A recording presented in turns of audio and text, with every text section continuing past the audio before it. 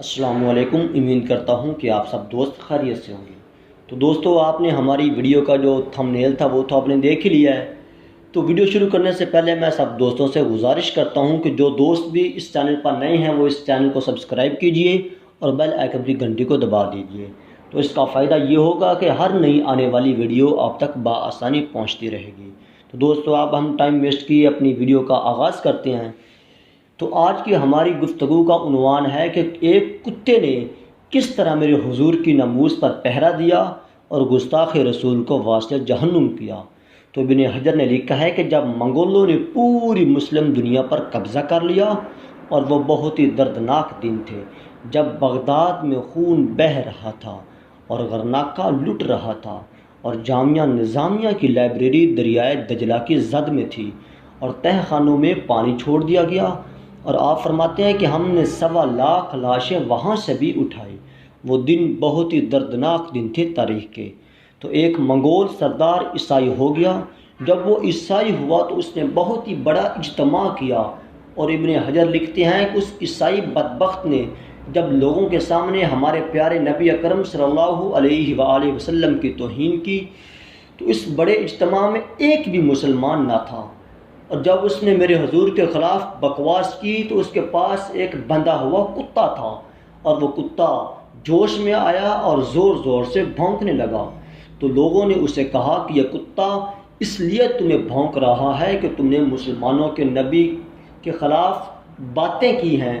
تو وہ کہنے لگا، نہیں، یہ اس وجہ سے نہیں بھونک رہا، بلکہ یہ کتا غیرت مند ہے، اور میں نے اس کی طرف اشارہ کیا تو یہ سمجھا کہ شاید مجھے مارنے لگا ہے، اس لیے یہ کتا بھونکنے لگا۔ جب اس نے پھر اس کے بعد نبی اکرم صلی اللہ علیہ وآلہ وسلم کے خلاف بکواس کرنا شروع کر دی اور میرے آقا کو گالی دینے لگا، تو کتنا مجمع تھا، لیکن کوئی بھی میرے حضور کا غلام نہیں تھا۔ تاریخ نے بتایا ہے کہ وہ کتا ایک دم رسی توڑ کر شیر کی طرح اس پر حملہ آور ہوتا ہے، اور اپنے دانت اس کی گردن میں گاڑ دیتا ہے، اور اس کو تب چھوڑتا ہے جب وہ واصل جہنم ہو جاتا ہے۔ جب وہ جہنم کے ایندھن میں گر جاتا ہے، اس وقت اس کتے نے چھوڑا تھا۔ تو اس واقعہ کو دیکھ کر اس منگول سردار سمیت اس مجمع میں سے 40,000 لوگوں نے اسلام قبول کیا۔ اللہ تو میرے حضور کی ناموس کی حفاظت کرنا یوں بھی جانتا ہے۔ اللہ تبارک و تعالیٰ کتوں سے بھی کام لینا جانتا ہے۔ تو دوستو، ہمیں بھی حضور کی ناموس کے لیے ہمہ وقت تیار رہنا چاہیے، کیونکہ میرے نبی اکرم صلی اللہ علیہ وآلہ وسلم نے فرمایا، لا یؤمن احدکم حتی اکون احب الیہ من والدہ وولدہ والناس اجمعین۔ تو کوئی شخص بھی اتنی دیر تک مومن نہیں ہو سکتا جتنی دیر تک وہ ہر چیز حتیٰ کہ اپنی جان سے بھی بڑھ کر مجھ سے محبت نہ کر لے، کیونکہ جب انسان کملی والے سے محبت کرے گا اس وقت ہی وہ اپنی جان کا نذرانہ پیش کرنے کے لیے حاضر ہوگا۔